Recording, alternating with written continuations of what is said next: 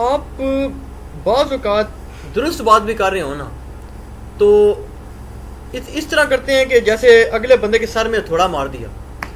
اور اس میں مثال لوگ دیتے ہیں, وہ کہتے ہیں کہ دیکھیں مولانا طارق جمیل صاحب کو لاکھوں کروڑوں لوگ سنتے ہیں, ایک مستند عالم ہیں, ایون یہ مفتی اکمل صاحب ہیں, اور جناب آپ دیکھ لیں علامہ جاوید احمد غامدی صاحب ہیں, بلکہ غامدی صاحب کے بارے میں تو وہ تانا بھی دینے لگے ہیں. وہ کہتے ہیں انجینئر صاحب یعنی غامدی صاحب کو تو ظاہر ہے کوئی مقد فکر بھی اور نہیں کرتا, لیکن وہ غامدی صاحب کے کم کہتے ہیں کم از کم اخلاق تو ہے نا, کہتے ہیں تھوڑا مار دیتے سر میں, یعنی صحیح بات بھی کرے تو بھی لگتا ہے جیسے گل ہی دی ہمیں. اچھا تو غامدی صاحب کے اخلاق سے متاثر ہو کے کیا بریلوی دیوبندیوں نے ان کو بزرگ مان لیا؟ پریکٹیکلی تو ایسا نہیں ہوا. باقی رات طارق جمیل صاحب کا میٹھے انداز میں بولنا, اور مصطفی صاحب ہیں, ہاں اکمل صاحب ہیں, جی مفتی اکمل صاحب ہیں. میں آپ سے پوچھتا ہوں, یہ بالکل اعتراض اسی طریقے سے ہے کہ مجھے اگر کوئی کہے کہ دیکھیں جی طارق جمیل صاحب جو ہے وہ روٹی کھاتے ہیں بغیر چمچے اور کانٹے کے, اور آپ بریانی کھاتے ہوئے چمچہ اور کانٹا استعمال کرتے ہیں, تو میں کہوں گا طارق جمیل صاحب روٹی کھا رہے ہیں اور میں بریانی کھا رہا ہوں. روٹی سارے چمچے اور کانٹے کے ساتھ نہیں کھائی جائے گی, وہ ہاتھوں سے ہی کھائی جائے گی. چاول کھانے میں, بریانی کھانے میں چمچ اور کانٹے کا استعمال طارق جمیل صاحب بھی کریں گے جب وہ کھائیں گے. اسی طریقے سے طارق جمیل صاحب جن اخلاقی امور پہ بات کر رہے ہیں وہ موضوعات وہ ہیں جن کے اندر کوئی اس طرح کی سخت بات ہو ہی نہیں سکتی. نماز پڑھو اور جناب آپ قرآن کی تلاوت کرو, آپ جناب زنا سے بچو, شراب سے بچو. جب یہ ٹاپک میرے بھی آپ دیکھ لیں, میرے درود شریف کے فضائل پہ لیکچر دیکھ لیں, صورتوں کے فضائل پہ, اذکار کے اوپر, یہ سارے آپ دیکھیں, آپ کو انشاءاللہ میٹھی میٹھی باتیں ہی لگیں گی. لیکن جب میں بریانی کھاؤں گا اس وقت کانٹا تو میرے ہاتھ میں ہوگا نا, ٹھیک ہے. روٹی کھاؤں گا, روٹی کے ساتھ آپ چاہے سبزی رکھ دیں, چاہے آپ جناب چکن شوربے والا رکھ دیں, میں اس کو انشاءاللہ بغیر کانٹے کے ہی کھاؤں گا. لیکن جب بریانی کھا رہی ہوگے تو اس وقت تو پھر مجھے جو ہے وہ چمچ اور کانٹے کا استعمال کرنا پڑے گا. تو چونکہ میرے موضوعات ایسے ہیں, یہ بڑے سمجھدار لوگ ہیں, انہوں نے ان موضوعات کو ہاتھ ہی نہیں ڈالا, اس وجہ سے ان کو گالیاں بھی نہیں کھانی پڑتی. لیکن کیا یہ موضوعات, کبوتر اگر آنکھیں بند کر لے تو کیا بلی کو غائب کر دے گا؟ کیا یہ موضوعات دنیا میں ختم ہو گئے؟ یہ پریکٹیکل موضوعات موجود ہیں, اور انہی موضوعات کی وجہ سے بون آف کنٹینشن بنا ہوا ہے. میں کہتا ہوں کام انسان کو وہ کرنا چاہیے جو کسی نے نہ کیا ہو. یہ کام تو ساروں نے کیے ہوئے ہیں. ثاقب رضا مصطفی صاحب جو باتیں کر رہے ہیں, لیکن میں آپ کو یہ بتا دوں جب ان کے فرقے کے اوپر عرب ہوتا ہے ان کے سارے اخلاقیات باہر آ جاتے ہیں. کوکم نورانی صاحب کے بارے میں آپ کا کیا خیال ہے؟ آئے صدقے, کوکم نورانی صاحب کے بارے میں اتنا مشہور تھا جی, وہ اتنے پیار سے دیکھیں میرے پیارے نبی پاک صلی اللہ علیہ وآلہ وسلم, کہتے ہیں اتنا میٹھا بولتا ہے. یہ بول ٹی وی کے پروگرام میں عربی والا بول اور اردو والا بول, اس ٹی وی کے پروگرام میں انہوں نے 11ویں پہ کسی نے کوئی بات بھی نہیں کی ہے اس طریقے سے. اس نے کہا جو حلالی ہے وہ 11ویں کو حلال سمجھتا ہے, جو حرامی ہے وہ 11ویں کو حرام سمجھتا ہے. بات ہی حلال اور حرام, اس سے بڑی کسی کو باسٹرڈ یا حرام زیادہ کہنے سے بڑے کوئی گالی ہو سکتی ہے؟ اس سے بڑی گالی پاسبل ہی نہیں ہے. تو ان علماء کے آپ نے اخلاق دیکھ لیے. جب اختلافی موضوعات, تو الحمدللہ میں نے تو آج تک کسی کو اس طریقے سے نہیں کہا. میں ایون بزرگوں کی غلطیاں بھی نکالتا ہوں, ان کی عبارات کی غلطیاں نکالتا ہوں, ان بزرگوں پہ فتوے نہیں لگاتا ہوں, اور ان کے چھاپنے والوں پر بزرگوں کو پھر بھی بینیفٹ آف ڈاؤٹ دیتا ہوں. تو یہ آپس میں کون سی میٹھی میٹھی باتیں کر رہے ہیں؟ ان کے موضوعات وہ نہیں ہیں. رہے غامدی صاحب کہ جی غامدی صاحب جو ہے وہ میٹھے طریقے سے بات کرتے ہیں, یا نعمان علی خان کو بھی کر لیں. نعمان علی خان کا تو بیچارے کی یہ فیلڈ ہی نہیں ہے. نعمان علی خان اور ڈاکٹر ذاکر نائک ان بیچاروں کو سائڈ پہ رکھا کریں, وہ اس طرح کے ایشوز کے وہ ہے نہیں. اور میں ان سے ریکویسٹ بھی کروں گا کہ اللہ کا نام ہے کام تسی کریو بھی نہ, تو اتنے کام ہے. اس کے لیے اس گندے کلچر میں پروان چڑھنا ضروری ہے. آپ ان موضوعات کو ہاتھ بھی نہیں ڈال سکتے. نعمان علی خان نے حاضر ناظر پہ کوئی لیکچر دیا ہے, حیات النبی پہ کوئی لیکچر دیا ہے, رفع الیدین کے اوپر کوئی لیکچر دیا ہے, فاتحہ خلف الامام پہ کوئی لیکچر دیا ہے؟ جب وہ لیکچر ہی نہیں دے رہے, گستاخانہ عبارتوں میں کوئی لیکچر دیا ہے ڈاکٹر ذاکر نائک نے؟ جب وہ لیکچر ہی نہیں دے رہے ان ٹاپکس کے اوپر, جب آپ اس میدان میں نہیں اترے, آپ کس طرح مقابلہ کر سکتے ہیں؟ مجھے بتائیں ایک ہاکی کے پلیئر کے اسٹروک کا آپ ایک کرکٹ کے اسٹروک کے ساتھ کیسے مقابلہ کر سکتے ہیں؟ یہ گولف کا تو بال ہی اتنا سا ہوتا ہے, کرکٹ کا بال تو آدھا کلو کا ہوتا ہے تقریباً. تسی کو جو گاہ والے چھڑی نہ مار دیں اتنی دور جانا ہے, تواڈے کول تے باؤنڈری بڑی مشکل پار ہوندی ہے. تو بھائی میں کہوں گا میرا بال بھی اتنے بڑے سائز کے اللہ کے بندے, اس کا تو بال ہی اتنا سا, وہ منو دیو نا, میں اپنے بیٹ دے اس بال نو رکھا تے اس تو بھی دور سٹاں گا. ٹھیک ہے, تو آپ کمپیریزن, مطلب گدھے کا کمپیریزن گدھے سے ہوگا, گھوڑے کا گھوڑے سے ہوگا. آپ گھوڑے اور گدھے کو تو آپس میں کمپیئر نہیں کروا سکتے. کوئی مطلب کمپیریزن بنتا ہے نا. جب اختلافی موضوعات پہ وہ بول ہی نہیں رہے ہیں, وہ اندر کی چیز ان کی باہر ہی نہیں آ رہی ہے, وہ اسی لیے نہیں بولتے. میں نے اس میدان کو خالی پایا, اور لیکن عوام کی ڈیمانڈ یہ میدان تھا کہ اس میدان میں بولا جائے, اس کے لیے مجھے مجبوراً بولا پڑنا ہے. ورنہ یقین کریں یہ جو آپ میٹھی میٹھی باتیں کر رہے ہیں, میں 10 سال دعوت اسلامی میں رہا ہوں, 1991 سے لے کے 2001 تک سبز پگڑی بھی باندھتا رہا ہوں. اس وقت ہم کرتے ہی میٹھی باتیں تھے, یہی ساری غیبت کی تباہ کاریاں, چغلی کی تباہ کاریاں, شرک کی تباہ کاریاں, گستاخیوں کی تباہ کاریاں نہیں ہوتی تھی. جب یہ ہوں گی ظاہر آپ کو گالیاں کھانی پڑیں گی. اور پھر جب اس طرح کا میں بار بار کہہ رہا ہوں کہ مجھے بتائیں حضرت ابوبکر صدیق سے زیادہ کوئی میٹھا ہے؟ امت میں ایک نرم طبیعت ان کو مانا گیا نا. تو صحیح بخاری اٹھا کے دیکھ لیں, ایک کافر نے حضور صلی اللہ علیہ وآلہ وسلم کے ساتھ بدتمیزی کی ہے, حضور کی موجودگی میں حضرت ابوبکر کہہ رہے ہیں جاؤ اپنی وہ جو اپنے بتوں کی شرم گاہیں چاٹنے والوں, جاؤ وہ چاٹو جا کے. اتنی یعنی آپ کی ڈاکٹرائن میں تو روڈ لینگویج ہے, اور نبی الاسلام کی موجودگی میں آپ نے منع بھی نہیں کیا. محبت رسول کا اظہار. حضرت عمر فاروق رضی اللہ عنہ کئی معاملات میں تلوار باہر نکال لیتے تھے. میں نے تو کبھی کسی کو بال پوائنٹ سے بھی نہیں مارا, کہ چوبا بھی نہیں مارا کسی نے, تو میں کہاں سے سخت ہوں. یہ ٹاپکس ایسے ہیں کہ ان کا تقاضا یہ ہے کہ بعض اوقات سخت یعنی سخت انداز ہو جاتا ہے, اور ان کے اپنے علماء کا بھی ان موضوعات کے اوپر یہی انداز ہوتا ہے. وہ ان کو بڑا کہتا ہے نہیں جی یہ تو عشق ہے نا, تھوڑے عشق کی گرمی ہے, یہ وجدان ہے. دوسرا بندہ بات کرے اس کو کہتے ہیں بڑا سخت انداز ہے. یہ صرف لیم ایکسکیوزز ہیں بھاگنے کے. اگر ان کا ایک ہی رول ہونا, اور میں آپ کو بتاؤں لوگ مجھے آ کے سمجھا رہے ہوتے ہیں کہ بڑا سخت انداز ہے, مجھے بڑی خوشی ہوتی اگر مجھے کوئی بریلوی آ کے کبھی کہتا کہ انجینئر صاحب کے لیکچر بہت اچھے ہیں, لیکن یہ جو آپ اہل حدیث کو رگڑا لگاتے ہیں نا اتنے سخت الفاظ میں, اس کو تھوڑا نرم کریں. کیا خیال ہے اس طرح کا کوئی بریلوی میرے پاس آیا ہوگا؟ کبھی کبھی نہیں آئے گا.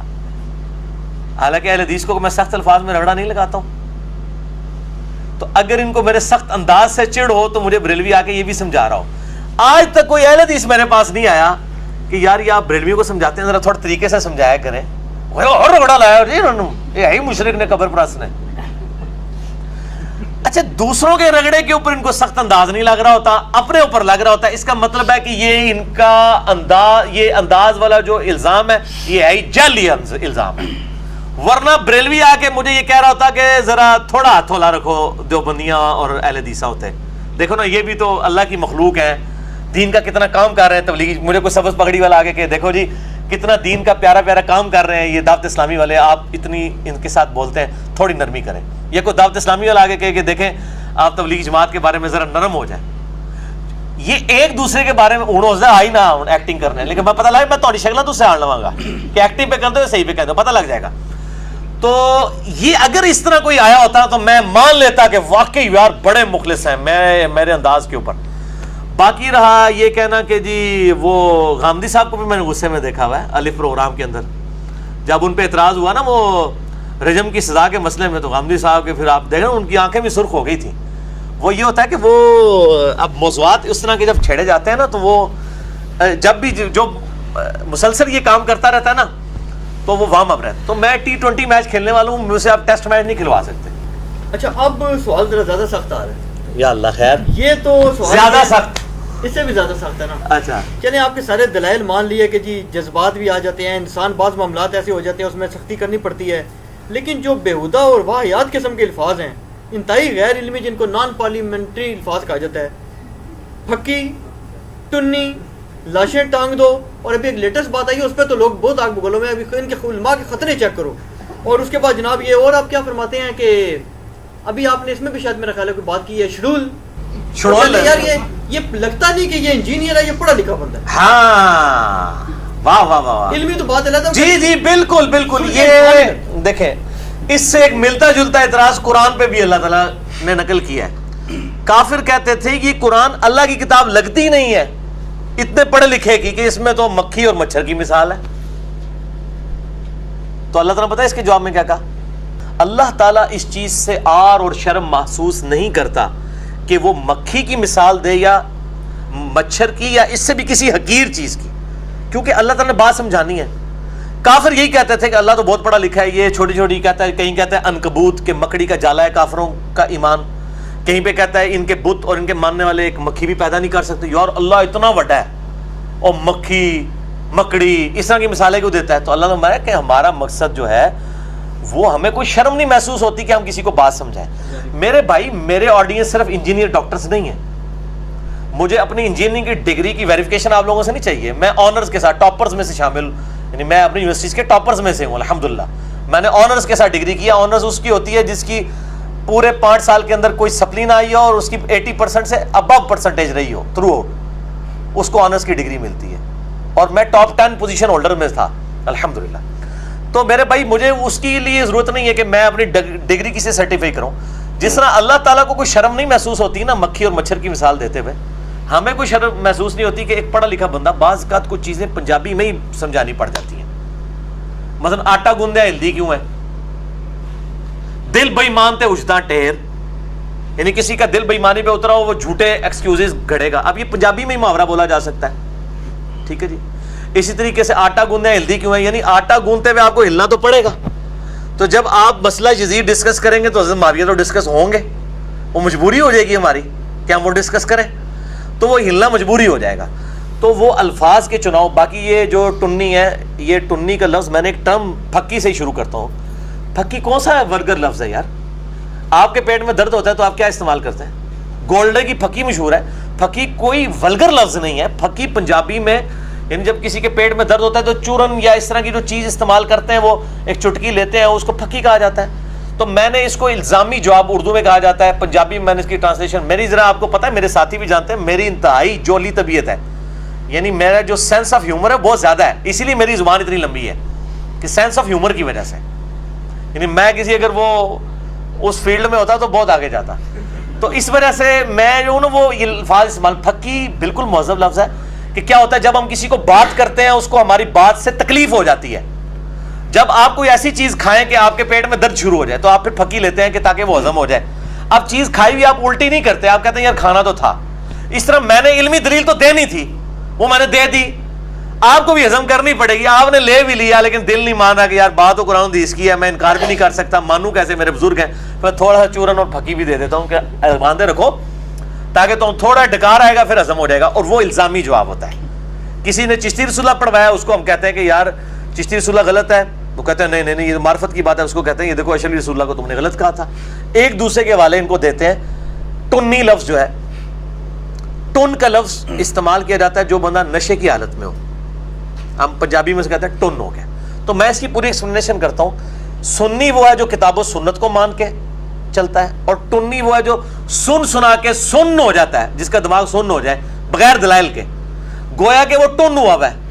وہ تو قرآن پاک میں اللہ میں سود کھانے والے گویا ایسے ہیں کہ جن کو یعنی کسی نے یعنی کسی جن نے مس کر کے ان کو جو ہے نا وہ پاگل کر دیا ہو. اس قسم کی مثالیں تو قرآن پاک میں بھی آتی ہیں سمجھانے کے لیے. تو ہم اگر ان کو کہتے ہیں کہ یہ مطلب گویا کہ بالکل نشے کی حالت میں ہے اور مطلب ٹن ہو گئے ہوئے ہیں اور علمی طور پہ ٹن کا لفظ استعمال کر رہے ہوتے ہیں، نہ کہ کوئی فزیکلی ہوا ہے. تو یہ ٹرمز تو ڈیوائز کی ہیں. احمد بریلوی صاحب نے پتہ کیا لفظ استعمال کیے ہوئے ہیں؟ میں تو آپ کو ان کی حوالے دوں گا. انہوں نے شاہ اسماعیل دہلوی کے بارے میں لفظ استعمال کیا ہے کہ وہ شہید لیلہ نجد تھا. لیلہ نجد انہوں نے کہا محمد بن الوہاب صاحب کو کہ اس نے کتاب التوحید لکھی تھی، اس سے متاثر ہوا اسماعیل دہلوی. اس کے تو سارے بزرگ صوفی تھے. وہ شہید لیلہ نجد تھا. وہ کہتے ہیں میں اس کو شہید نہیں مانتا، یہ نجد. تو یہ اس قسم کے الفاظ، دیو کے بندوں سے ہمیں کیا غرض، ہم ہیں عبد مصطفیٰ پھر تجھ کو کیا. یہ شعر لکھا ہے انہوں نے. احمد بریلوی صاحب نے دیوبندیوں کا، دیو کہتے ہیں جن کو، دیوبندیوں کا کہ جن ہے شیطان، یعنی دیو بند کہتے ہیں گروہ کو، وہ کہتے ہیں یہ شیطانی گروہ ہے. اچھا دیوبندیوں سے پوچھے وہ کہتے ہیں نہیں، دیوبند کا مطلب یہ ہے کہ ہم جن کو بھی قید کر لیتے ہیں. وہ اس کی وہ تعبیر کرتے ہیں. تو ایک دوسرے کے بارے میں المحن المفند میں لکھا ہے احمد بریلوی اس کے فالوور شیطانی لشکر ہے جو ہم پہ حملہ آور ہوا. احمد بریلوی صاحب نے لکھا ہے فرقہ وہابیہ شیطانیہ، وہابیہ شیطانیہ، یہ شیطان کے پیروکار ہیں. یہ سارے الفاظ تو یہ بھی استعمال کرتے ہیں. اچھا دوسرے وہ آپ نے ایک دو اور لفظ بولے ٹنی کے بعد کون سا تھا؟ لاشیں ٹانگ. ایک منٹ لاشیں. خادم حسین رضوی صاحب نے یہ بات کی ہے، رضوی، میں وہ صحیح پروننسیشن کروں. انہوں نے کہا کہ گستاخ رسول کی ایک ہی سزا ستن سے جدا. اور ان کی لاشیں قرآن میں آیا ہے کہ جو فساد فی الارض کرے یہ اس قابل ہے ان کو سولی دی جائے. ان کے مخالف سمت کے ہاتھ اور پاؤں کاٹے جائیں. یہ قتل مرتد کی صدا بخاری مسلم میں آئی ہے کہ آپ نے ہاتھ پاؤں تک کٹوائے مرتدین کے جنہوں نے حضور کے چرواہے کے ساتھ اس طرح کیا تھا.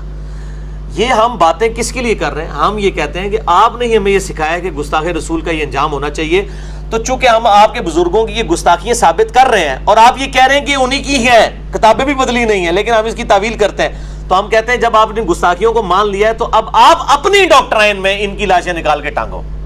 ویسے نکلیں گے نہیں, لاشیں نکلیں نہیں, ہڈیاں بھی نہیں نکلنیاں اللہ ماشاء اللہ, وہ تو اللہ کو پتا ہے. تو ہم ان کی ڈاکٹرائن میں ان کو بات کر رہے ہوتے ہیں. کیا بریلویوں کا عقیدہ نہیں ہے کہ اہل حدیثوں کی لاشیں کتوں کے آگے ڈالنی چاہیے؟ تو کہتے ہیں, وہ کہتے ہیں یہ ہے ہی کتے ہیں. نجدی وہ کہتے ہیں یہ خارجی ہیں اور خارجی دوزخ کے کتے ہیں. مسند احمد کی حدیث ہے کہ دوزخ کے کتے ہیں خارجی. دیوبندیوں نے المحنہ المفند میں اہل حدیث کو خارجی لکھا ہے. جب آپ کسی کو خارجی کہہ رہے ہیں تو دوزخ کا کتا کہہ رہے ہیں. چلے میں کسی کو دنیا کا کتا کہتا ہوں اور اس کے بدلے میں کسی کو دوزخ کا کتا کہا جائے, اس میں سے کون سی سخت گالی ہے؟ دوزخ کا کتا. تو یہ کہتے ہیں اہل حدیث کو دوزخ کا کتا کہتے ہیں, خارجی کہتے ہیں یہ خارجی ہیں, خارجی دوزخ کے کتے ہیں. صحیح حدیث ہے, دوزخ کے کتے ہیں خوارج. تو جب آپ خارجی دوزخ کے کتے تو خود ایک دوسرے کو کہہ رہے ہیں. اور قرآن میں علماء سو کو کتا کہا گیا. سورۃ الاعراف کی آیت نمبر 175-176 میں نہیں آیا بلعام بن باورا کے بارے میں؟ المستدرک الحاکم میں صحیح سند کے ساتھ اس آیت کے کانٹیکسٹ میں موجود ہے. یہودی عالم تھا, اللہ تعالیٰ وہ دنیا کا کتا بن گیا. اب اس کی حالت یہ ہے کہ زبان ہانپتا رہتا ہے, چاہے کوئی چیز ملے تب بھی ہانپے, نہ ملے تب. علماء سو, علماء کرائم, مجرم علماء کو اللہ نے کتے کی مثال بیان کی ہے. تو یہ اس طرح کی جو مثالیں بیان, میں اس کے باوجود کہتا ہوں اگر کسی کو برا لگتا ہے تو یہ میرا خیال ہے, میں غامدی صاحب والی بات کروں گا, یہ میرا پوائنٹ آف ویو ہے, اب نہ لے. لیکن میں الحمدللہ علمی گرفت میرے پہ کوئی نہیں کر سکتا, جذباتی آپ جتنی مرضی کریں. ختنے والا مسئلہ یہ واقعی اتنا سخت لفظ ہے, میں نے اپنی زندگی میں کبھی یہ لفظ نہیں بولا تھا. حالانکہ ختنے مسلمانوں کی نشانی ہے, کوئی برا لفظ نہیں ہے, ختنے تو فطرت میں سے ہیں. میں نے کیا کہا تھا کہ ایسے علماء کے ختنے چیک کرنے چاہیے جو کہتے ہیں کہ نبی علیہ السلام کی بیان کردہ احادیث کو آگے بیان نہ کیا جائے. میں ذرا اس تصویر کا ایک رخ بتاتا ہوں. قرآن تو خطرے سے بڑی بات کرتا ہے. قرآن سورہ البقرہ آیت نمبر 159-160 میں کہتا ہے اعوذ باللہ من الشیطان الرجیم ان الذین یکتمون ما انزلنا من البینات والہدی, بے شک وہ لوگ جو چھپا لیتے ہیں ہدایت کی ان چیزوں میں سے جو ہم نے نازل کی ہیں اور روشن دلائل, من بعد ما بیناہ للناس, جبکہ ہم نے لوگوں سے وہ بیان کی تھی. اولئک یلعنہم اللہ ویلعنہم اللاعنون, ایسے لوگوں پر اللہ کی لعنت اور تمام لعنت کرنے والوں کی لعنت جو کتاب و سنت کی تعلیمات کو چھپا لیتے ہیں. خطرے چیک کرنا تو بڑا چھوٹا مسئلہ ہے, اللہ فرما رہا ہے وہ لعنتی ہیں. لعنت کا مطلب پتہ کیا ہے؟ اللہ کی رحمت سے دوری. الا الذین تابوا, مگر وہ لوگ جو توبہ کریں, وہ اصلحوا اور اصلاح کر لیں, وہ بینوا اور بیان کر دیں, یعنی وہ چھپائی ہوئی باتیں لوگوں کو بیان کر دیں, تب ان کی توبہ قبول ہوگی. فاولئک اتوب علیہم, ایسے لوگوں کی توبہ اللہ کے ذمہ ہے. وانا التواب الرحیم, اور میں توبہ قبول کرنے والا رحم فرمانے والا ہوں. اور حدیث ہے جامعہ ترمذی میں 2649, سنن ابی داؤد میں 3658, سنن ابن ماجہ میں 261, مشکات میں 223. آپ صلی اللہ علیہ وآلہ وسلم نے فرمایا جس سے کوئی علم کی بات پوچھی گئی اور اسے معلوم تھی اور اس نے لوگوں سے چھپا لی, قیامت دن اس کے منہ میں آگ کی لگام دی جائے گی. تو جو لوگ کہہ رہے ہیں کہ قرآن و حدیث میں لکھا تو وہ یہ بیان نہیں کرنا چاہیے, وہ بریلوی کہتے ہیں رفع دین کی حدیثیں بیان نہ کرو, انما انا بشر مثلکم بیان نہ کرو. اہل حدیث کہتے ہیں آل امیہ کی بدماشیاں بخاری مسلم سے بیان نہ کرو. سارے ایک ہی وہ کتمان حق والے پہ تو اللہ نے لعنت کی ہے. نبی علیہ السلام فرمایا کہ آگ کی لگام ہوگی ان کے منہ پہ. میں نے تو بڑی چھوٹی بات کی تھی کہ ایسے لوگوں کے ختنے چیک کیے جائیں کہ یہ مسلمان بھی ہیں. مسلمان تو ایسی بات ہی نہیں کر سکتا کہ اللہ رسول کی بات لوگوں سے بیان نہ کی جائے, الا یہ کہ جو چیزیں خود نبی علیہ السلام نے منع کی. حذیفہ ابن یمان کو نام بتائے منافقین کے, وہ لوگوں کے سامنے آج بھی نہیں ہے. تو جو چیزیں اللہ تعالیٰ ماتے ہیں ہم کھول کے بیان کر رہے ہیں. جنگ جمل صفین نہروان پہ آپ صلی اللہ علیہ وسلم نے پہلے پریشن گوئیاں کی ہیں, آپ کہیں یہ بیان نہیں کرنی چاہیے. تو ہم کہتے ہیں پھر ایسے لوگوں کے ہم ختنے چیک کریں گے کہ مسلمان کو ایسی بات نہیں کرے گا. یہ بڑا نارمل جملہ ہے اور یہ اس لیے بولا جا رہا ہے کہ ہم اس چیز سے گزر رہے ہیں. یہ ختنے کا لفظ میرے ذہن میں کیوں آ گیا؟ ویسے کبھی نہیں آیا تھا اس طریقے سے, کیوں آ گیا؟ آپ کو پتہ ہے ہمارے پاکستان میں کئی ایک دہشت گرد پکڑے گئے ہیں. مسجدوں میں کتنے عرصے سے مفتی تھے, بعد میں ختنے چیک کیے, ان کے ختنے نہیں ہوئے, را انڈیا کے ایجنٹ تھے. تو ختنے تو ابھی جب فوجی ایجنسیز کے لوگ بھی پکڑتے ہیں نا مولویوں کو, وہ ان کے ختنے ہی چیک کرتے ہیں. تو فوج کو بھی کہ ختنے نہ چیک کیا کرو, یہ گستاخی ہے علماء کرام کی. وہ علماء کرام ہوتے ہی نہیں, علماء کرائم ہوتی ہیں. ہندو جو ہے وہ عالم دین بن کے ہماری مسجدوں میں, کینٹ ایریا کی مسجدوں میں کئی سال سے جمعے پڑھا رہے ہیں اور لوگوں کو ورگلا رہے ہیں. کل کو پکڑے گئے, ان کے خطرے نہیں ہوئے ہوئے, تو پتہ چلے وہ راہ کے ایجنٹ ہیں, کسی کے ٹیٹو بنے ہوئے ہیں پیچھے. تو اس پورے سینیریو میں اگر انجینئر صاحب یہ بات کرتے ہیں کہ یار ان لوگوں کے ختنے چیک کرو گے علماء یہ واقعی کہیں راہ کے ایجنٹ نہ ہو جو مسلمان بن کے لوگوں کے اندر گمراہیاں پھیلا رہے ہیں، تو یہ کوئی جملہ کوئی ایسا نہیں ہے، کسی کو برا نہیں لگنا چاہیے. اگر پھر بھی برا لگا پھر بھی میں معذرت کرتا ہوں. باقی یہ کہنا کہ جو بعض کا فیمیلز دیکھ رہی ہوتی ہیں یہ ہوتی ہیں، اب میرا تو وہ ہومو سیکچویلٹی اور اورل سیکس اور اس طریقے سے وائف کا دودھ پینا، ان ٹاپکس کے اوپر جو میرے کلپس ہیں، اب ایک کوئی ینگ لڑکی دیکھ لیتی ہے کہتی ہے انجینئر صاحب پتہ نہیں کیا بات ہے، تو انہوں کیا کہنے گا تو ویک کلپ، جس کے لیے جو کلپ ہے وہ دیکھے. آپ بھی اگر کسی کو سجیسٹ کرتے ہیں تو جس کا وہ مسئلہ ہے اس کو سجیسٹ کریں، ٹھیک ہے نا. مطلب چھٹو ماجے جاندے کٹے ہٹو، اب انہیں بھی بھاو رہا ہے پنجابی دا کیا کریے، اس بغیر گزارا نہیں کہ آپ کو جو بات سمجھا رہے ہیں وہ بات سمجھے. یہ آپ کو بھینس کے نیچے چھوڑ رہے ہیں، آپ جناب کٹے کے نیچے دودھ تو آپ کو بھینس کے نیچے سے ملے گا. اچھا آپ کو اس میں تھوڑا سا ایڈ کر دوں آپ کی بات میں، آپ کی اجازت سے، کہ میں نے کچھ دیکھا کہ جو اناف کا اور اہل حدیثوں کی جس وقت اس قسم کی ہوئی ہے نا کچھ یعنی ولگر قسم کی سٹیٹمنٹ جب ایک دوسرے کی دی ہے نا انہوں نے، مثلا ایک میرا خیال ہے مولانا اوکاڑوی صاحب تھے اور اہل حدیث کی طرف سے جو تھے پتہ نہیں کوئی عالم تھے جنہوں نے ایک دوسرے کی ولگر سٹیٹمنٹس دی ہیں، یہ سیکچوئل قسم کی اور اس قسم کی. جی وہ بہت ہے شاہ جی، میری زبان نہ کھلاؤ. اس میں شروع میں انہوں نے پتہ کیا لکھا ہے، انہوں نے شروع میں ٹیگ لگایا ہوا ہے، یہ انہوں نے عقل کی، انہوں نے لکھا جی خواتین اور بچے نہ دیکھیں، اب آگے اہل حدیثوں کے مسئلے بیان ہو رہے ہیں. انہوں نے لکھا جی یہ نہ دیکھیں اناف کے مسئلے بیان ہو رہے ہیں. وہ آپ مسئلے ایسے کر لیے نہیں سرکار نہیں. میرا جو مسئلہ 155 سیکس کے اوپر ریکارڈ ہوا ملینز آف لوگوں تک پہنچا ہے. اس کے شروع میں نے کہا تھا کہ یہ عورتیں اور مرد دونوں لیکچرز دیکھیں لیکن کمبائنڈ نہ دیکھیں، انڈیویجول بیٹھ کے دیکھیں، ان سے ریلیٹڈ جو چیز صادق چلتا رہے نا اوپر. اور چلے شاہ جی یہ تو آگے پھر ہے نا، میں نے تو اس طرح کی جب باتیں ہی نہیں کی ہیں کہ مطلب جناب جو امامت کی شرائط فقہ حنفی کی کتابوں میں لکھی ہوئی ہیں، اب وہ بات نہیں کرنا چاہتا تو وہ اللہ کے بندو، میں تو اس طرح کی باتیں کرتا ہی نہیں ہوں. میں تو نارمل بات، ختنے کیا، ختنے عقیقہ، یہ ساری ٹرمز کیا ہم یوزلی مسلمانوں میں استعمال نہیں کرتے ہیں؟ کو میں نے کوئی گندی بات کر دی ہے؟ ولگر بات تو بالکل نہیں ہے، ہمارے دین کا حصہ ہے. میں اگلی بات بھی کر دوں گا کہ ان کے غیر ضروری بال بھی دیکھیں یہ صاف کرتے ہیں کہ نہیں، تو اسلام کی نشانی ہے. صحیح مسلم میں حدیث ہے کہ 40 دن کے اندر ہر مسلمان پہ لازم ہے کہ وہ بال صاف کرے. اب اگر کئی لوگوں کے بالوں کے ادھر اتنے اتنے گچھے بنے ہوئے ہیں اور وہ علماء دین ہے تو آپ سمجھ لیں وہ کہیں سکھ ہی نہ ہو، علماء دین بنے ہوئے ہیں. تو یہ تو مطلب مسلمان کی تو نشانی ہے، یہی بات ہوگی.